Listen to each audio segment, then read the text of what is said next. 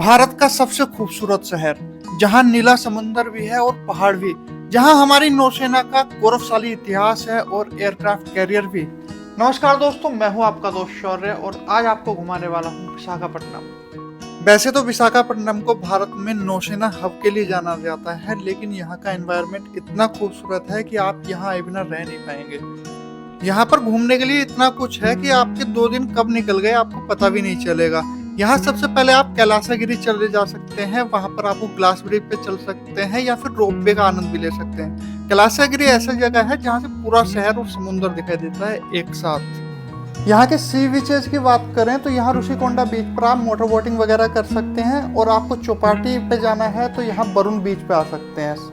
मैं रुका हूँ यही नोवोटेल में जो वरुण बीच पे है, और इसके ठीक सामने है बंगाल की खाड़ी जो आपको बहुत ही शानदार अनुभव देगी। आप देखते रहेंगे कि दिन में कई सारे शिप यहाँ से गुजरते रहते हैं, और नौसेना के जो शिप हैं जो यहाँ की देखभाल करते हैं वो भी खड़े रहते हैं। तो अब मैं आपको लेकर चलता हूँ फाइनली जो मेन पॉइंट है विशाखापट्टनम घूमने के लिए वो। और मेरे जो राइट साइड में है ये है रामकृष्ण बीच। यहाँ पर अलग अलग बीच हैं, और यहाँ शाम को बहुत शानदार चौपाटी लगी रहती है। आपको खाने पीने का शौक है तो शाम में यहाँ वॉक करते करते आपको पता नहीं चलेगा कि कितना शानदार मजा आ रहा है। लोग बाग फैमिली के साथ यहाँ पर आते हैं। अभी सबसे पहले मैं आपको लेकर चल रहा हूँ कैलाशगिरी हिल्स। यहाँ का एक फेमस हिल टॉप पार्क है जहाँ बच्चे वगैरह काफ़ी आते हैं छुट्टी मनाने, और आप भी अगर यहाँ आ रहे हैं तो यहाँ घूमना बिल्कुल नहीं भूलें, क्योंकि यहाँ है ये शानदार व्यू। और ये राइट साइड में है यहाँ का ग्लास ब्रिज। इसका एक टिकट लगेगा 260 रुपये में, और उसके बाद आप इस पर वॉक कर सकते हैं।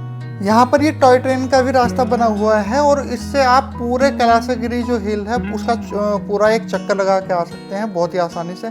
और यहाँ पर बच्चों का बना हुआ है ये बहुत शानदार पार्क, और बच्चे एंजॉय भी कर रहे हैं यहाँ पर। अभी मैं आपको लेकर चलता हूँ वो जगह जिसके लिए फेमस है कैलाशगिरी, और वो है यहाँ पर महादेव और माता पार्वती के ये मूर्तियाँ बहुत ही सुंदर लगते हैं, और इस पार्क के बीचों बीच है टॉप पर। कैलाशगिरी लोग बाग इसलिए भी आते हैं क्योंकि यहाँ से पूरा शहर दिखता है बहुत ही शानदार तरीके से। और अभी मैं आपको सेकंड पॉइंट पे लेकर चल रहा हूँ जो है नौसेना की शान कुरसुरा सबमरीन।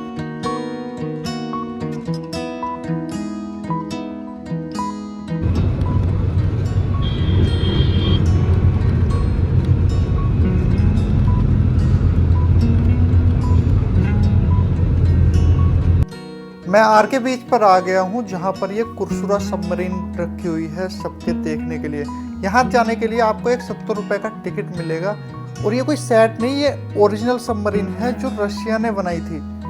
आईएनएस कुरसुरा भारत के शुरुआती दौर में आई थी, और ये भारत की चौथी सबमरीन थी जो एक डीजल और इलेक्ट्रिक इंजन पर चलती थी, और इसे 18 अगस्त 1968 को भारतीय नौसेना में शामिल करा गया था। बाहर से तो इसकी लंबाई 91 मीटर है, लेकिन जब अंदर आते हैं तो ये भरी भरी लगती है पूरी, कहीं पाइप वगैरह, और इतना ज़्यादा इलेक्ट्रॉनिक्स और इंजीनियरिंग का कमाल है कि आप सोच भी नहीं सकते कि उस ज़माने में इतनी हाईटेक चीज़ कोई कैसे बना सकता है। और ये देखिए, ये टॉर्पीडो है जो दूसरे जो मतलब दुश्मन सेना होती थी उनके जहाज पे चलाए जाते थे, और वो नष्ट नाबूद हो जाते थे। ये देखो भाई कितनी कम जगह में बैठ के ये काम चलाते होंगे। इस जो सबमरीन है इसमें लगभग 75 लोग काम करते थे, और हम तो अभी देखते हैं कि भाई लोगों को थोड़ी थोड़ी जगह भी कम पड़ती है, और इसमें थोड़ी सी जगह में कितने अच्छे से एडजस्ट कर रहा है सब चीज़ों को। खाने पीने का चाहे एरिया हो, सोने का एरिया हो, बहुत शानदार तरीके से इसमें एडजस्ट कराया गया है सब चीज़ों को।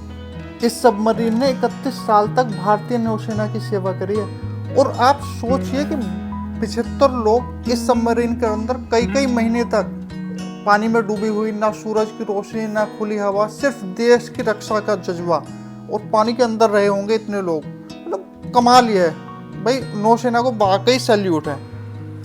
2001 में इसे रिटायर कर दिया गया था नौसेना से, और उसके बाद 2002 में यहाँ आर के पुरम जो आर के बीच है यहाँ पर इसे रख दिया गया था, ताकि लोग बाग देख सकें कि भाई हमारी सबमरीन होती कैसी हैं, कैसे नौसेना के जो अधिकारी हैं वो इसमें रहते हैं। तो वो चीज़ आप भी महसूस कर सकते हैं। मतलब इतने संकरे रास्ते, छोटे छोटे रास्ते, इतनी क्रूशल चीज़ें, और कैसे वो एडजस्ट करते होंगे, कैसे चलाते होंगे, मतलब कारीगरी है भाई। ये देखिए उस समय का रडार सिस्टम इतना आसान तो रहा नहीं होगा भाई। आज तो जीपीएस की सहायता से बहुत सारी चीज़ों को ट्रैक करा जा सकता है, लेकिन उस समय कैसे देखते होंगे कि भाई दुश्मन का जहाज आ रहा है, उस पर हमला भी करना है या हमें अपनी रक्षा भी करनी है। अगर कोई तकनीकी खराबी आ गई या हमें लैंड माइन्स वगैरह लगाने होते तो ये जो सूट है ये पहन के हमारे सैनिक बाहर निकलते थे।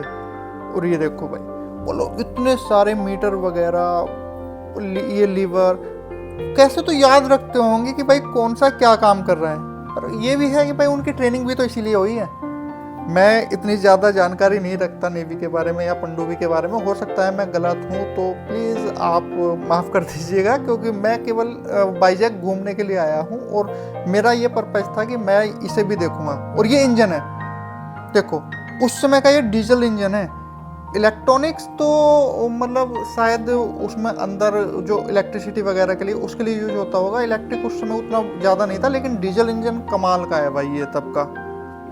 अगर आप वाइजैक घूमने आ रहे हैं तो आईएनएस कुरसुरा में घूमना आपकी टॉप प्रायोरिटी होनी चाहिए, क्योंकि आपको पता होना चाहिए कि हमारे जो नौसेना के जवान हैं वो हमारे लिए क्या क्या करते हैं, कैसी जगह रहते हैं और कई कई महीने तक पानी में रहते हैं। ये आर्क के बीच है, यहीं पर आपको ये सबमरीन मिलेगी।